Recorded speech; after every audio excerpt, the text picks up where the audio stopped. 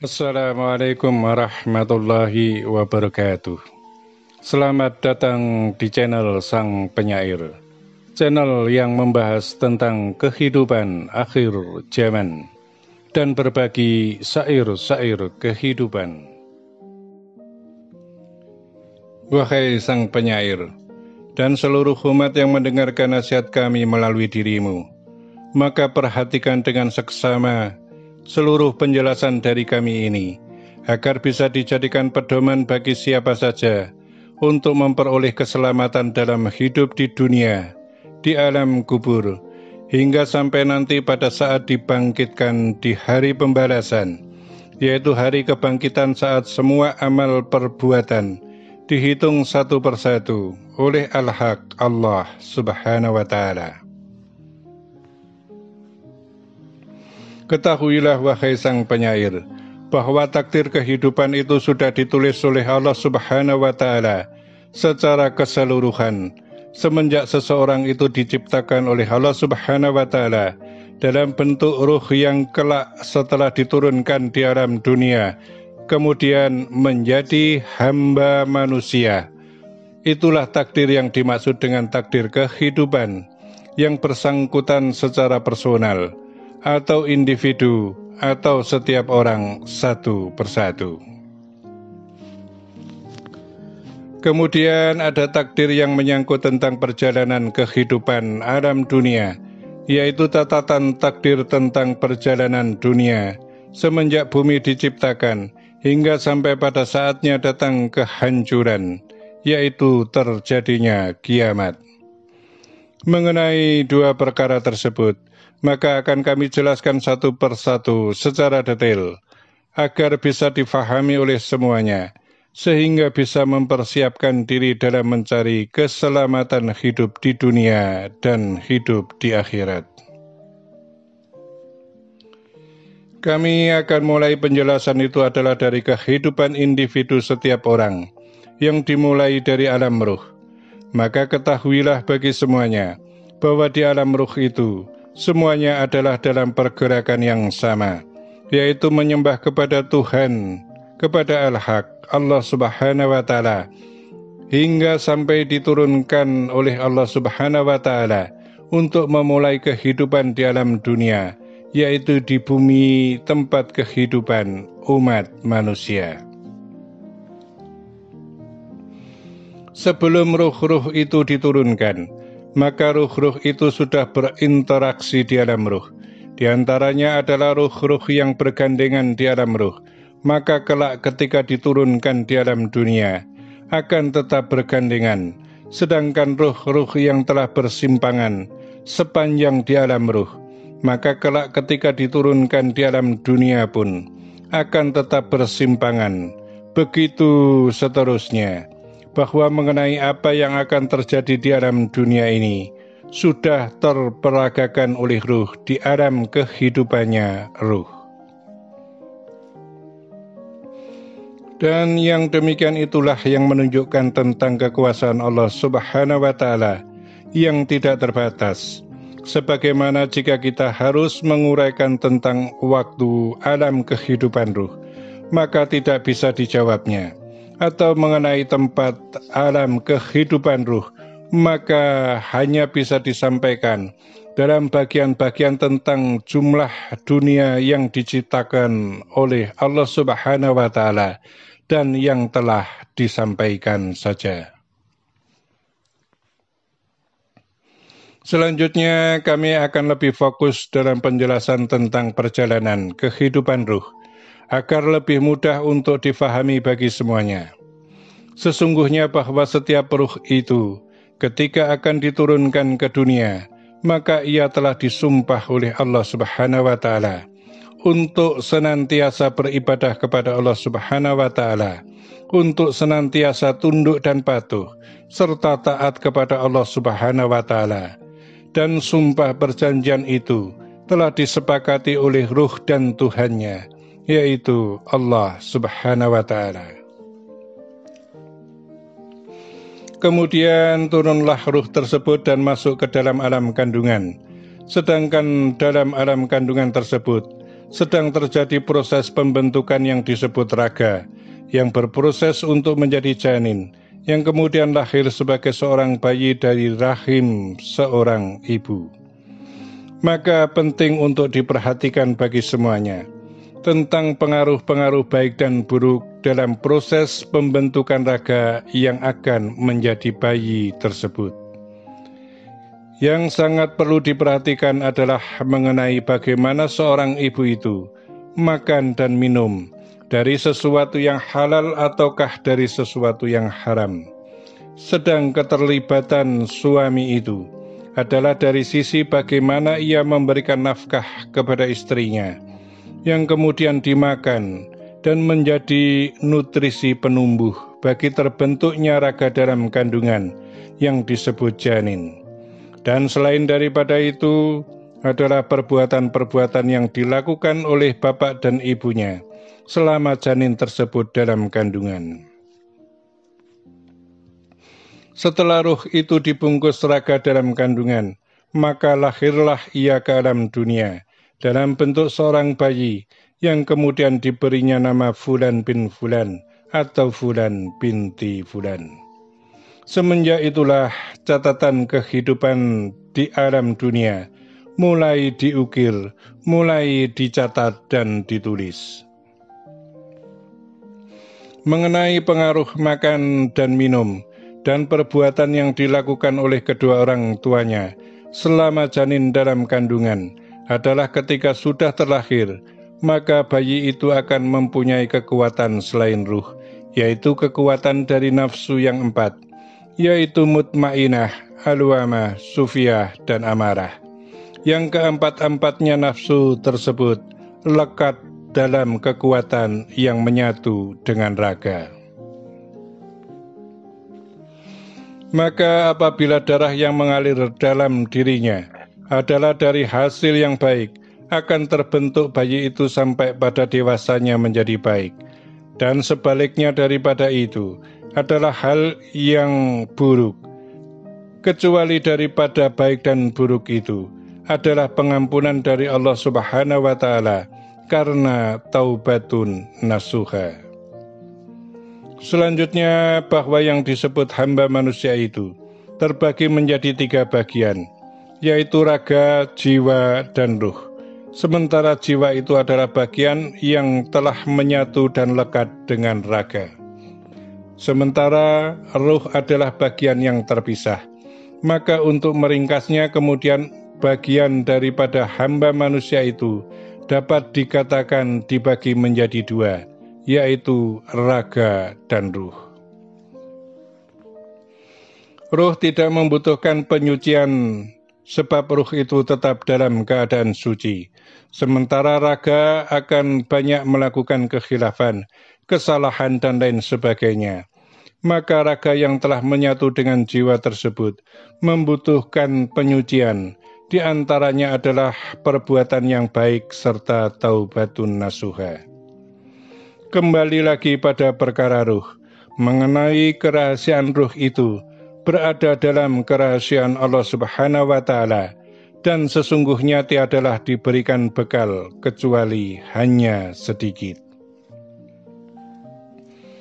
Untuk itu kami katakan dan kami sampaikan bahwa orang-orang yang diberikan pemahaman tentang ruh oleh Allah Subhanahu wa Ta'ala dengan benar sebenar-benarnya sesungguhnya hanyalah sedikit sekali. Maka perihal tentang ruh itu adalah suatu perkara yang sangat sering dipergunakan sebagai alat untuk menipu serta penipuan. Sebagaimana contoh, bahwa ada orang yang mengaku bisa melihat dan berkomunikasi dengan ruh. Sementara itu tidak semua orang bisa melihat ruh. Maka orang itu begitu saja percaya dan tidak tahu kalau dirinya sedang ditipu. Untuk membuktikan kemampuan seseorang terhadap penglihatan dan komunikasinya dengan ruh-ruh kegaiban, maka sesungguhnya ada sebuah cara yang efektif. Jika ada seseorang yang benar-benar bisa melihat ruh dan bisa berkomunikasi, maka dia akan faham betul dengan segala yang pernah terjadi pada kehidupan ruh yang ia temui tersebut di sepanjang hidupnya dengan jelas sejelas-jelasnya. Kami berikan sebuah percontohan.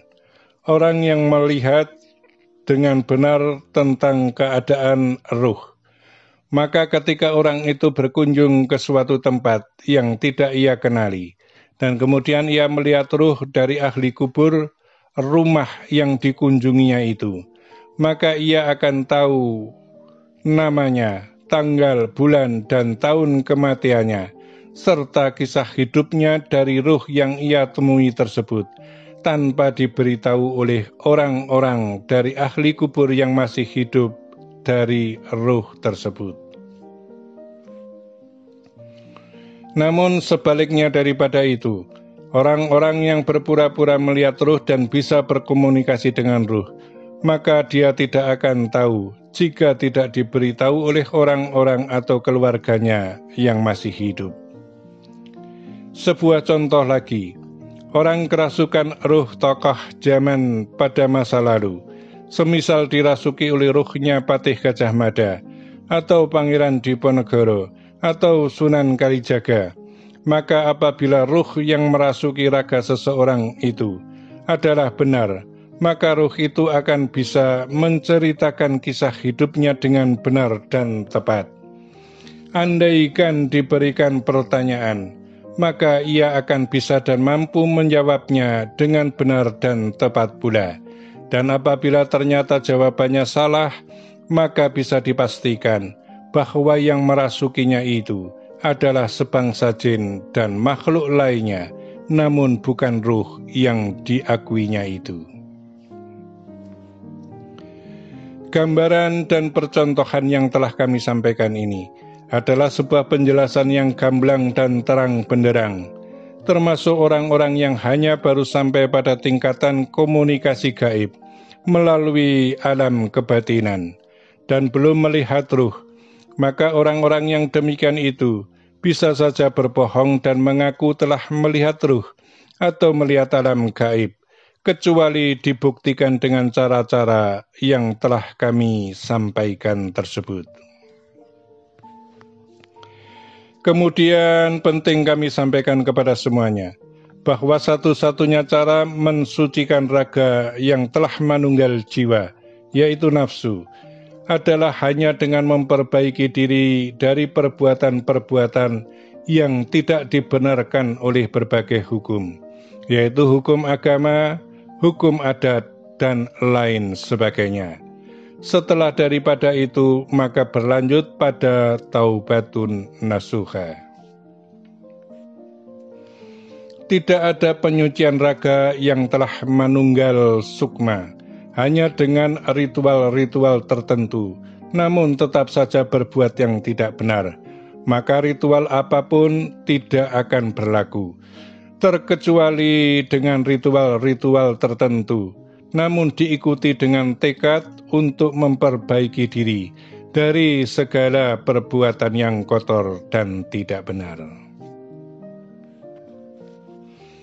Sesungguhnya bahwa Allah Subhanahu wa Ta'ala itu adalah zat yang maha suci, maka hanya bisa dijangkau dengan kebersihan diri dan mensucikan diri dari segala yang tidak disukai oleh Allah Subhanahu wa Ta'ala. Demikian pula halnya dengan alam gaib, karena ruh itu adalah bagian dari alam gaib, maka siapapun yang diberikan anugerah oleh Allah Subhanahu wa Ta'ala dengan hidayah terbukanya hijab terhadap alam gaib, maka ia pasti melihat berbagai macam ruh dan sebaliknya, yaitu yang telah melihat ruh maka sudah pasti akan melihat alam kegaiban.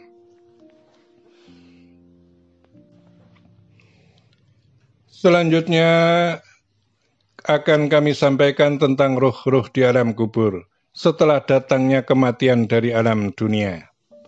Sebenarnya yang dikatakan kullu nafsin dha'iqatul maut, segala yang bernyawa itu pasti akan menemui kematian, adalah kematian saat datangnya kiamat. Dalam hukum hakikatnya, sesungguhnya hanyalah terjadi perpindahan alam, yaitu dari alam roh ke alam kandungan, dari alam kandungan ke alam dunia, dari alam dunia ke alam barzah atau alam kubur, di alam kubur menunggu sampai datangnya kiamat, dan kemudian mengalami yang disebut kematian, untuk kemudian menunggu saat dibangkitkan kembali di hari kebangkitan, yaitu hari perhitungan atau hisab. Bagi ruh-ruh di alam kubur adalah ruh-ruh yang mengalami kehidupan sesuai dengan kehidupannya di alam dunia. Apabila ruh itu meninggal dalam keadaan su'ul khatimah, maka kehidupannya bagaikan hidup di pelatarannya neraka. Sedangkan yang meninggal dalam keadaan husnul khatimah, maka sama saja ia hidup bagaikan di pelatarannya surga. Ruh-ruh dalam kehidupan gaibnya alam kubur mengalami berbagai hal kejadian. Di antaranya ada ruh-ruh yang pakaiannya compang-camping, ada ruh-ruh yang kekurangan makan, ada yang tidak punya tempat tinggal, ada yang meminta-minta kepada yang lainnya, yang sering mendapatkan kiriman dan lain sebagainya. Sedangkan ruh-ruh yang husnul khatimah adalah kehidupan ruh-ruh yang baik-baik saja, apalagi ruh-ruhnya para wali dan para nabi adalah ruh-ruh yang berkecukupan.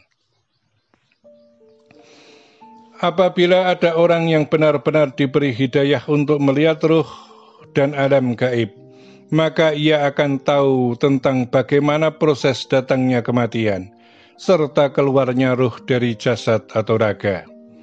Pada saat pertama ruh itu keluar dari jasad atau raga, maka ia bisa menyampaikan sesuatu kepada orang yang melihatnya.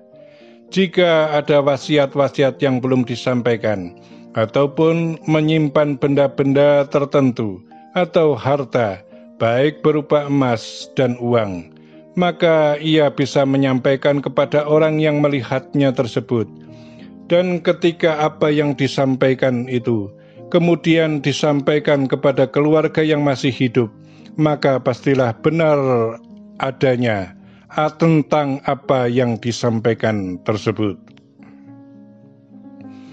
Contoh, apabila orang yang meninggal itu menyimpan uang di suatu tempat yang tidak ada yang mengetahuinya, maka si penerima berita itu apabila menunjukkan kepada keluarganya, pastilah benar adanya bahwa di tempat itu tersimpan benda yang tidak diketahui oleh keluarganya, karena dirahasiakan oleh yang meninggal dunia tersebut di dalam semasa hidupnya.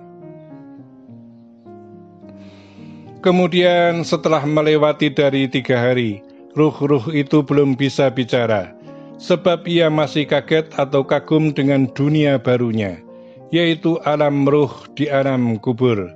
Dan sesungguhnya orang-orang yang baru saja meninggal itu, ia masih belum bisa menerima jika ia sudah meninggal, namun sudah tidak bisa kembali, karena sudah tidak mempunyai raga. Dan ruh-ruh yang jasadnya hancur, maka ruhnya itu berbau sesuai dengan perkembangan hancurnya jasad. Semisal jasad itu sedang hancur dan bernanah, maka ruh itu akan berbau seperti nanah yang keluar dari jasadnya itu. Dan setelah jasad hancur menjadi tanah, maka baru ruh itu tidak lagi berbau. Itulah yang kami jelaskan sebagai ruh-ruh yang su'ul khatimah. Sedangkan ruh dari jasad yang husnul khatimah, maka ruh itu tidak berbau, meskipun jasadnya mengalami proses kehancuran. Dan bagi para wali serta para nabi, maka ruhnya sudah langsung berbau harum, sedang jasadnya tidak hancur sampai di hari kiamat. Wahai sang penyair, sesungguhnya kami telah membimbingmu untuk bertemu dengan guru mursyid pada waktu itu, yaitu seorang kiai yang diberi anugerah kehidupan dua alam. Dan engkau telah membuktikan bagaimana di makam seorang waliullah bersama dengan gurumu itu, yang tadinya tidak membawa rokok dan korek, namun tetap bisa merokok sampai datangnya waktu subuh, atas pemberian dari Sohibul Makom, yaitu ruhnya waliullah yang engkau datangi bersama dengan gurumu itu. Yang demikian itu sesungguhnya adalah sesuatu yang nyata atas kehendak Allah Subhanahu wa Ta'ala terhadap seluruh alam kehidupan. Wahai sang penyair, jika kami harus menceritakan tentang perjalanan kehidupan ruh sang khalifah akhir zaman, Imam Al-Mahdi, maka sungguh sangat panjang kisah dan ceritanya. Dalam hal itu adalah termasuk ruh-ruh yang dilahirkan kembali dalam kehidupan atas kehendak Allah Subhanahu wa Ta'ala. Lalu bagaimana jasad atau raga pada kehidupan sebelumnya, dan bagaimana pula prosesnya, segalanya sangat pelik dan rumit untuk disampaikan dalam wejangan yang berbentuk catatan ataupun tulisan. Maka dari itu, biarlah nanti menjadi hak bagi sang penilai akhir zaman, Imam Al-Mahdi itu sendiri, yang menyampaikannya atas perintah dari Allah Subhanahu wa Ta'ala, sebagai bukti kekuasaan Allah Subhanahu wa Ta'ala yang tanpa batas, hingga sampai pada perkara-perkara yang dimustahilkan. Wahai sang penyair, dan semua umat yang mendengarkan nasihat kami melalui dirimu, kami akan senantiasa mengingatkan tentang kebenaran kehidupan sesuai yang Allah Subhanahu wa Ta'ala kehendaki, baik itu kehidupan di alam dunia maupun kehidupan di alam barzah serta kehidupan akhirat. Mau tidak mau, menerima ataupun tidak, bahwa semua yang kami sampaikan ini pastilah akan terjadi pada diri siapa saja. Maka janganlah sampai menyesali, dan sudah tiada lagi arti penyesalan itu, karena telah tertutup pintu taubat. Semenderita apapun dalam kehidupan dunia ini, maka hal itu masih lebih baik dibandingkan dengan penderitaan kehidupan di neraka. Sebahagia apapun di dunia ini, tidak akan pernah sebanding dengan keindahan surga yang Allah Subhanahu wa Ta'ala persiapkan untuk orang-orang yang beriman. Ingatlah baik-baik, sehingga tetap menjadi golongannya orang-orang yang terampuni, menjadi hamba-hamba yang dikasihi Allah Subhanahu wa Ta'ala, sehingga Allah tempatkan kelak di surganya yang indah. Amin ya Rabbal Alamin. Wahai sang penyair, dan semua umat yang mendengarkan nasihat kami melalui dirimu, maka ketahuilah bagi dirimu dan semuanya, bahwa kami telah menyampaikan tentang Imam Al-Mahdi itu dianugerahi oleh Allah Subhanahu wa Ta'ala kehidupan dua alam, yaitu bahwa Imam Al-Mahdi itu hidup di alam dunia, tapi ia memahami alam kegaiban, termasuk alam kubur atau barzah, saat ia dikatakan meninggal pada kehidupan setiap zamannya. Dan pada kehidupan saat ini, bila telah tiba masa dan waktunya, maka semua orang pun akan mengerti dan memahami bahwa Allah Subhanahu wa Ta'ala menyempurnakan dalam Islah satu malam yang putih, dan memenuhi pada dirinya itu adalah ilmu Allah Subhanahu wa Ta'ala yang tidak dimiliki oleh yang lainnya. Dan yang demikian itu, sungguh kami katakan dan kami sampaikan, bahwa di akhir zaman itu, Allah Subhanahu wa Ta'ala sedang berkehendak untuk menunjukkan kepada semua makhluk tentang kekuasaan Allah Subhanahu wa Ta'ala itu yang tiada batas adalah melalui sang imam akhir zaman, Imam Al-Mahdi.